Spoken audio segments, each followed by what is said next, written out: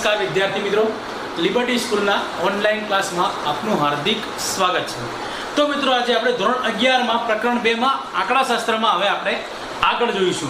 તો મિત્રો આપણે પ્રકરણ 2 માં સંખ્યાત્મક मतलब માહિતીનું નિરૂપણ, તો એમાં આપણે જે પ્રકરણ 1 માં માહિતી એકત્રિત કરવાની રીતો જોઈ હતી, એ રીતો પરથી આપણે જે માહિતી એકત્રિત થઈ છે એમાંથી આપણે શું કરીશું, તેમાંથી આપણે શીખ્યા હતા, જેમાં આપણે સમષ્ટિ તપાસ અને નિદર્શ તપાસ, समष्टि तपास और निदर्श तपास विषय माहिती आपणे जोई चूक्या हता। ए समष्टि तपास ने निदर्श तपास परथी आपणे घणा बधा एक आपणे जोयुं हतुं, एक माहितीनुं वर्गीकरण कर्युं हतुं। तो मित्रों वर्गीकरणना प्रकार, तो मित्रों वर्गीकरणना प्रकारोमां आपणे बे प्रकारो जोया हता, एक संख्यात्मक माहितीनुं वर्गीकरण अने बीजुं गुणात्मक माहितीनुं वर्गीकरण। तो आ बंने माहितीना वर्गीकरणने आपणे सारी रीते उदाहरण साथे जोई चूक्या छीए। तो मित्रों संख्यात्मक माहितीना वर्गीकरणमां आपणे उदाहरण जोयुं हतुं, दाखला तरीके जे 100 कुटुंबोनो जे हतुं, जे 100 कुटुंबमां बाळकोनी संख्या दर्शावતું કોષ્ટક આપણે જોયું હતું। એમાં કેટલા બાળક જીરો કોને કેટલા બાળકો છે, એટલે મતલબ 0 બાળકો છે, 1 બાળકો હોય એવા કેટલા કુટુંબો છે, 2 બાળકો હોય એવા કેટલા કુટુંબો છે, અને સાથે સાથે 3 બાળકો હોય એવા કેટલા કુટુંબો છે, જે આપણે ઉદાહરણ દ્વારા શીખ્યા હતા। એના પછી આપણે ગુણાત્મક માહિતીના વર્ગીકરણ વિશે માહિતી મેળવી હતી। તો મિત્રો ગુણાત્મક માહિતીના વર્ગીકરણમાં આપણે એ ઉદાહરણ જોયું હતું, કયા ઉદાહરણ દ્વારા શીખ્યા હતા, તો એમનો મુખ્ય વ્યવસાય સાથે દર્શાવતું કુટુંબ, મતલબ કેટલા કુટુંબો કયો વ્યવસાય કરે છે, ખેતી, રોજગાર, મજૂરનું કામ કરે છે, એવા આપણે ગુણાત્મક માહિતીના ઉદાહરણ દ્વારા આપણે લાસ્ટ લેક્ચરમાં આપણે જોયું હતું। આજે આપણે શું જોવાના છીએ, તો મિત્રો આજે આપણે સંખ્યાત્મક માહિતીના વર્ગીકરણ વિશે શીખવાના છીએ। મિત્રો સંખ્યાત્મક માહિતીના વર્ગીકરણને આપણે હવે ઊંડાણમાં અભ્યાસ કરવાનો છે। તો આજે આપણે જોઈશું મિત્રો સંખ્યાત્મક માહિતીનું વર્ગીકરણ। આજનો આપણો ટોપિક શું છે, સંખ્યાત્મક માહિતીનું વર્ગીકરણ। તો મિત્રો સંખ્યાત્મક માહિતીના વર્ગીકરણમાં એના ચલના બે પ્રકારો છે। સંખ્યાત્મક ચલના બે પ્રકારો છે, એક અસતત ચલ અને બીજા નંબરમાં છે સતત ચલ। ધ્યાન રાખજો ખાસ, આ પ્રશ્ન પૂછાઈ શકે છે કે સંખ્યાત્મક માહિતીના વર્ગીકરણના મતલબ જે સંખ્યાત્મક માહિતી છે એ સંખ્યાત્મક ચલના કેટલા પ્રકારો છે। તો મિત્રો સંખ્યાત્મક ચલના બે પ્રકારો છે, એક છે અસતત ચલ અને સતત ચલ।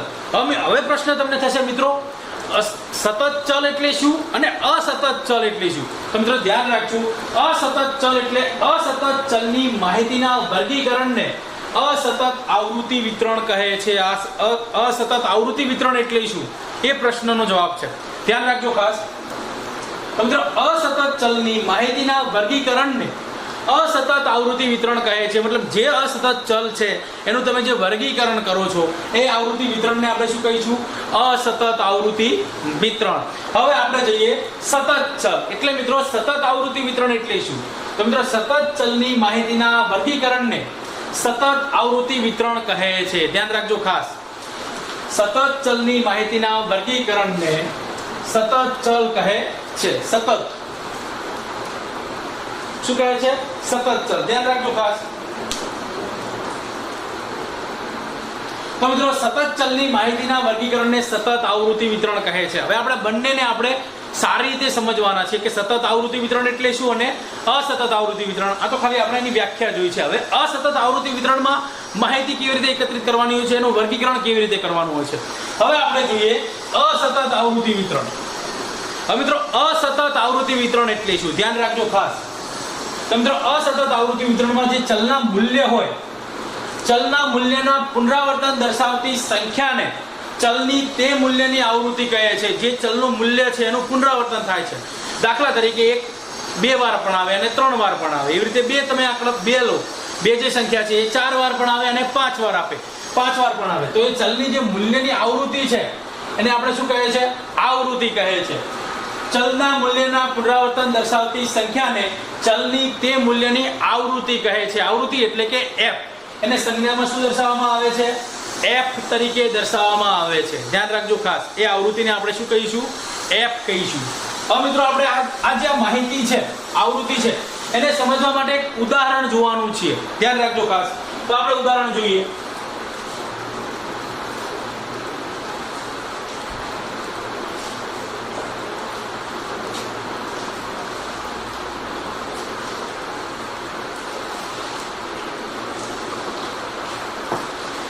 હવે મિત્રો તમને એક ઉદાહરણ આપ્યું છે અસતત આવૃત્તિ વિતરણ માટે, ध्यान रखो असतत आवृत्ति वितरण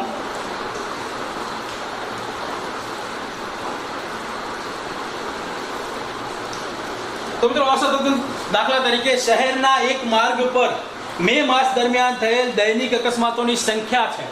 ધ્યાન રાખજો આ શું છે? શહેરના એક માર્ગ પર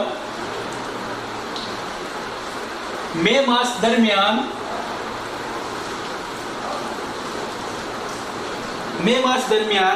થયેલ દૈનિક અકસ્માતોની સંખ્યા।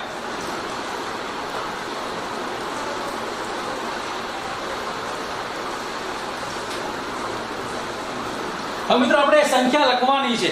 આ ઉદાહરણ છે, ધ્યાન આપજો। તો તમને 0 આપ્યો છે, 1 3 2 0 3 4 5 0 1 0 પછી 2 પછી તમને આપેલો છે 0 1 અને 3 આવું આપેલું છે। તો બીજી લાઈનમાં જોઈએ લખી નાખીએ 3 0 2 3 0 2 1 2 4 1 2 4 5 0 1 5 0 1 પછી મિત્રો 0 2 2 0 2 2 પછી મિત્રો 0 1 2 1 0 1 2 1। હવે મિત્રો આ તમારે શું કરવાનું છે? આવી કોઈ અકસ્માત, આ દૈનિક અકસ્માતોની સંખ્યા આપેલી છે, આનું તમારે કોષ્ટક બનાવવાનું છે, મતલબ વર્ગીકરણ કરવાનું છે। તો મિત્રો આપણે શું કરીશું? અહીં માર્ગ પર ધ્યાન રાખજો, આ શું આપેલું છે? અહીં શહેરના એક માર્ગ પર મે માસ દરમિયાન, મતલબ મે માસ એટલે મે મહિનામાં જેટલા અકસ્માતો થયા છે એ દૈનિક એટલે કેટલા દિવસના કેટલા અકસ્માતો થાય છે એની સંખ્યા આપેલી છે। હવે મિત્રો ધ્યાન રાખજો, આનું આપણે શું કરવાનું છે? આનું આપણે આવૃત્તિ વિતરણ તૈયાર કરવાનું છે। શું કરવાનું છે? આવૃત્તિ વિતરણ। तो मित्रों અહીં ચલની x ની ધ્યાન રાખજો ખાસ, કોઈ પણ તમે લખી શકો ચલ x, ચલ x ની લઘુત્તમ કિંમત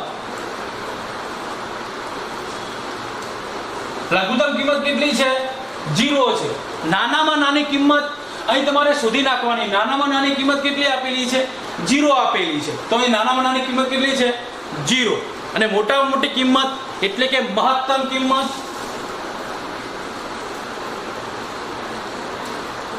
મહત્તમ કિંમત 5 છે મિત્રો। લઘુત્તમ કિંમત પહેલા શું કરવાનું? જ્યારે પણ તમે આવૃત્તિ વિતરણ તૈયાર કરતા હોય તો સૌપ્રથમ તમારે નાનામાં નાની કિંમત એટલે કે લઘુત્તમ કિંમત અને મોટામાં મોટી કિંમત એટલે કે મહત્તમ કિંમત ફાઇન્ડ આઉટ કરવાની છે।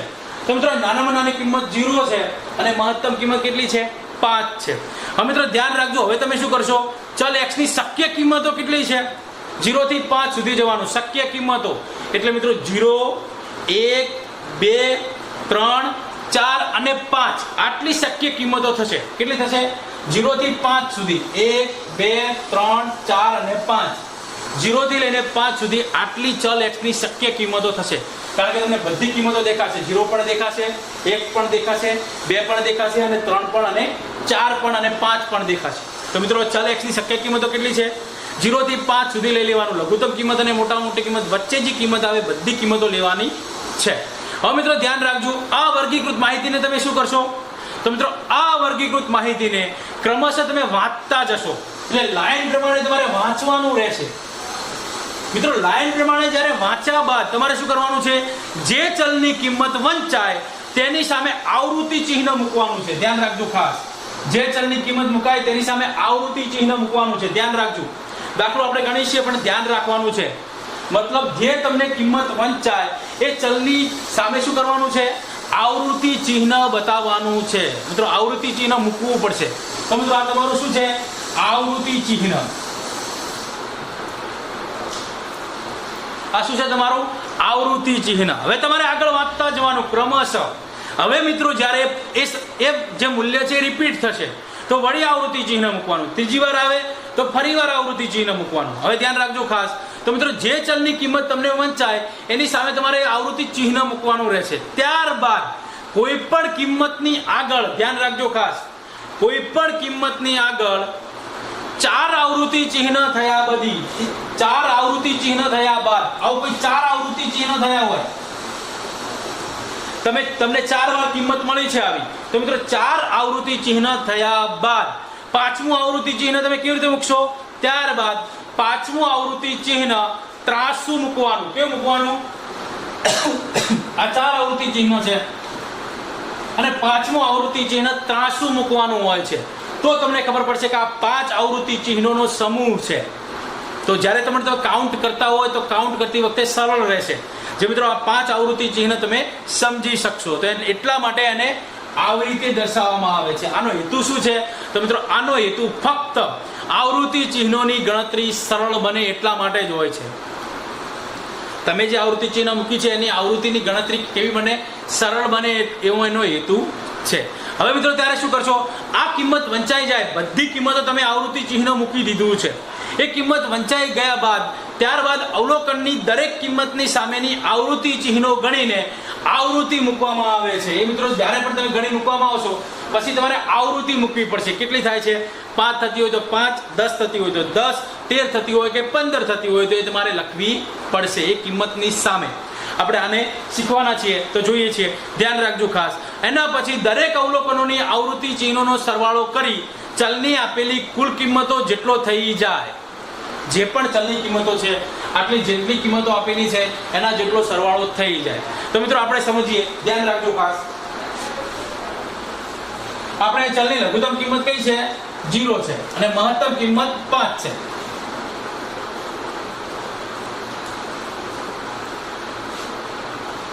હવે આપણે એને વર્ગીકરણ દ્વારા લખીએ. તો મિત્રો મે માસ દરમિયાન શહેરના માર્ગ પર, આ લખવાનું ખાસ, મે માસ દરમિયાન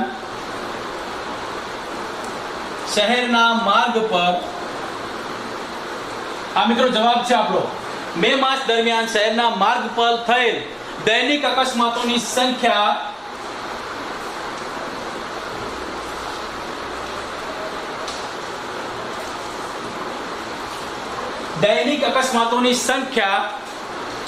દર્શાવતું અસતત આવૃત્તિ વિતરણ. આવું એની અંદર મથાળું લખવું પડે. દર્શાવતું અસતત આવૃત્તિ વિતરણ.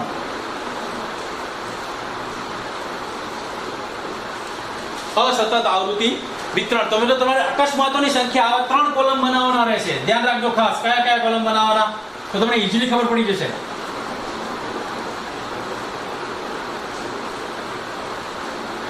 સમજો, આ આપેલું છે, આ અકસ્માતોની સંખ્યા બનશે, આ આવૃત્તિ ચિહ્ન બનશે અને આ આવૃત્તિ બનશે. તો મિત્રો લખું છું, ધ્યાન રાખજો. અકસ્માતોની સંખ્યા, પહેલા નંબરનું આપણું કોષ્ટક છે અકસ્માતોની સંખ્યા. એના પછી છે આવૃત્તિ ચિહ્ન, આવૃત્તિ ચિહ્ન, અને ત્રીજા નંબરમાં છે દિવસોની સંખ્યા, એટલે કે તમારી આવૃત્તિ. એને કહેવાય છે આવૃત્તિ કહેવાય છે.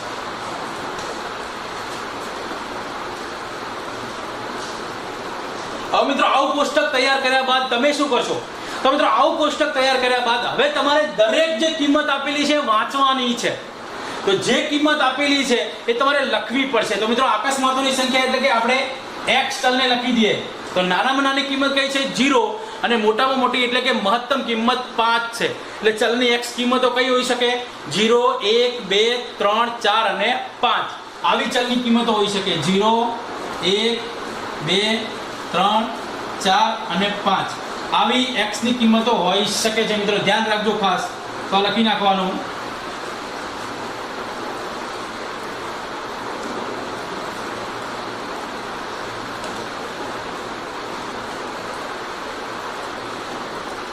અકસ્માતોની સંખ્યા x, આવૃત્તિ ચિહ્ન. મિત્રો આ સમજવાનું છે અસતત આવૃત્તિ વિતરણ કેવી રીતે તૈયાર થાય છે એ આપણે હાલ સમજી રહ્યા છીએ.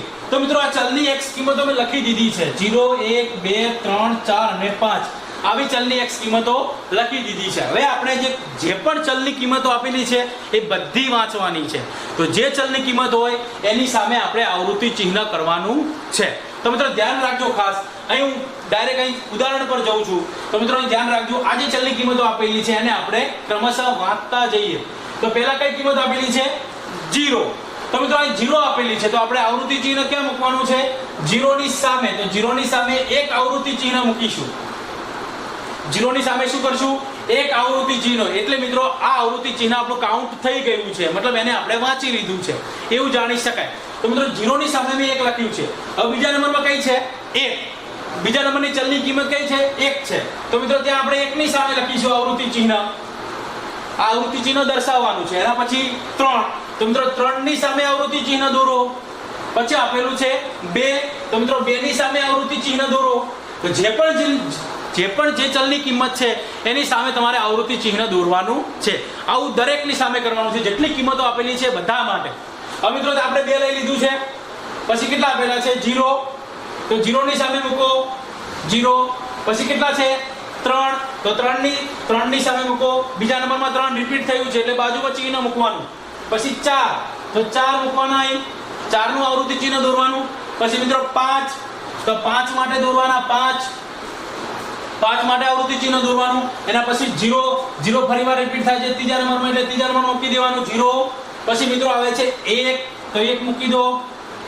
પછી મિત્રો આવે છે 0, જો ફરી પાછા 0 રિપીટ થાય છે 4 વાર સુધી દોરવાનું. હવે મિત્રો 2 આપણે દોરીશું, 2 આવૃત્તિ ચિહ્ન. એના પછી ફરી 0 આવે છે એટલે 0 પાંચમી વાર આવૃત્તિ ચિહ્ન આવે છે.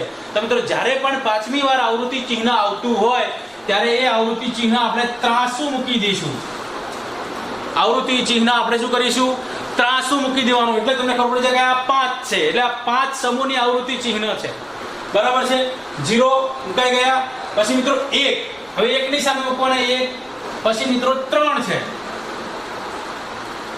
3 મૂકી દેવાના. ચલો એક લાઈન પૂરી થઈ ગઈ. હવે બીજી લાઈનમાં જતા રહો. તો બીજી લાઈનમાં કેટલા છે? પાછા ફરીવાર 3 છે એટલે 3 મૂકો 3. પછી 0 સામે મૂકો 0 એટલે ફરીથી ચાલુ કરવાનું. 5 પૂરો થઈ જાય એટલે ફરી એ સંખ્યા આવતી હોય તો ફરીથી ચાલુ કરવાનું. એટલે એમ એક આવૃત્તિ ચિહ્ન મૂકી દેવાનું. પછી મિત્રો 2 પર આવૃત્તિ ચિહ્ન કરો. પછી 1 આપેલા છે તો 1 પર આવૃત્તિ ચિહ્ન કરો.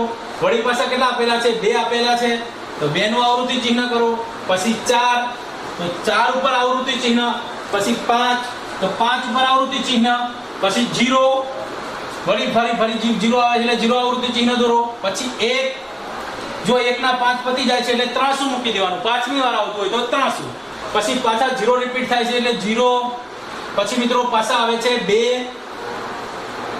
ના 5 પતી જાય એટલે ત્રાસું આવૃત્તિ ચિહ્ન દોરી દેવાનું. પછી ફરી રિપીટ થાય છે 2 મૂકી દો. પછી 0 આવે છે તો 0 મૂકી દો. પછી 1 આવે છે, 1 ફરીવાર લખો.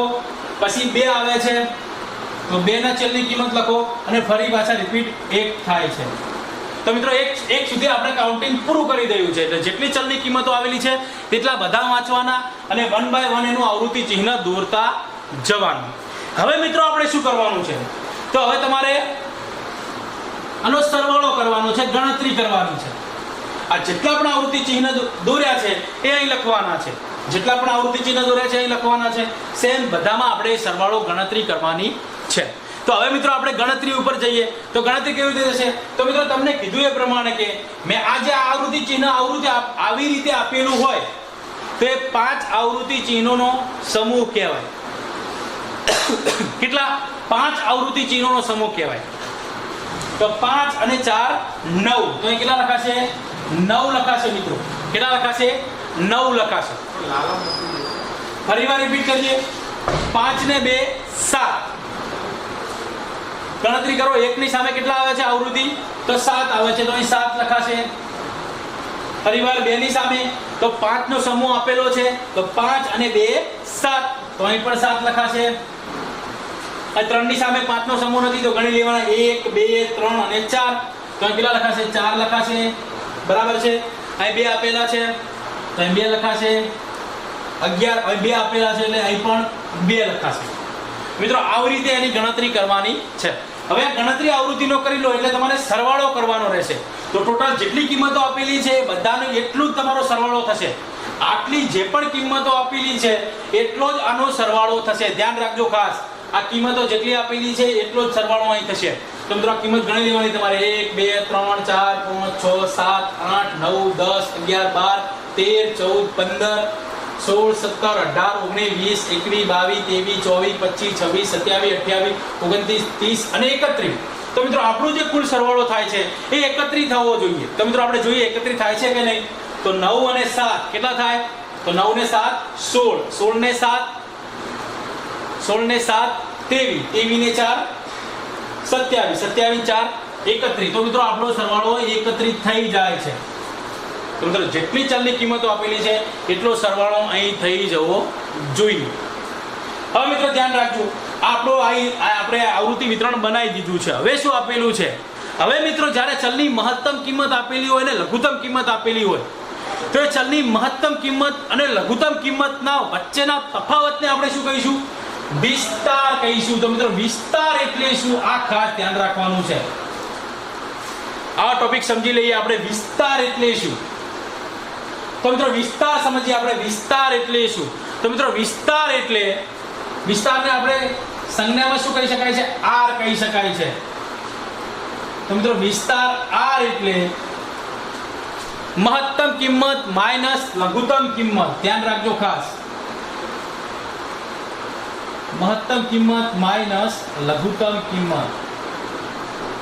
હવે આની મારે વ્યાખ્યા લખવી હોય તો આ પ્રશ્ન એક વાક્યનો મોસ્ટ આઈએમપી પ્રશ્ન છે.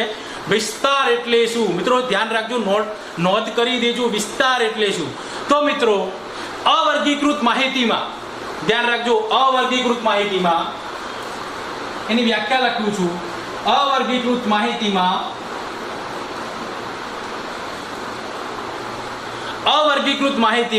ચલની મહત્તમ કિંમત અને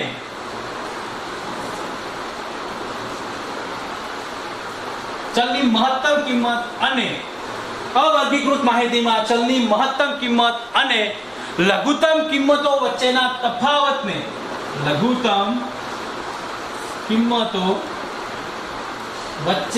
તફાવતને શું કહેવામાં આવે છે મિત્રો? તો વચ્ચેના તફાવતને માહિતીનો વિસ્તાર કહે છે.